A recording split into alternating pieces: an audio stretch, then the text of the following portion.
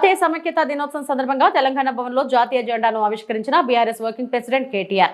విలీనం విమోచనం కాదు, ఈ రోజు జాతీయ సమైక్యతా దినోత్సవం. రాచరికపు వ్యవస్థ నుండి ప్రజాస్వామ్య వ్యవస్థలోకి సమైక్యం చేసిన పోరాట యోధులను స్ఫూర్తిని గుర్తు చేసుకుంటూ ముందుకు వెళ్తామన్నారు బీఆర్ఎస్ వర్కింగ్ ప్రెసిడెంట్ కేటీఆర్.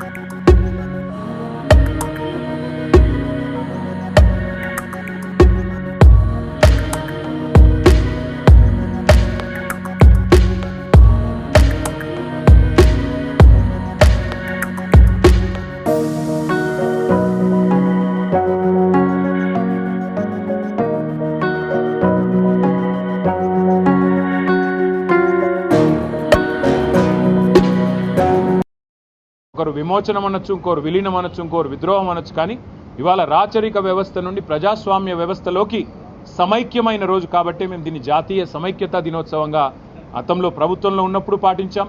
ఆ రోజు జెండా ఎగిరేసాం, ఈరోజు జెండా ఎగిరేస్తానే ఉన్నాం. ఈరోజు జెండా ఎగిరేసినాం.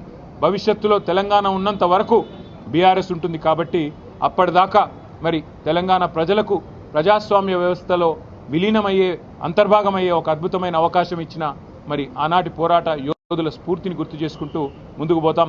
జై తెలంగాణ, జై హింద్. మరిన్ని అప్డేట్స్ కోసం మా ఛానల్ని సబ్స్క్రైబ్ చేయండి.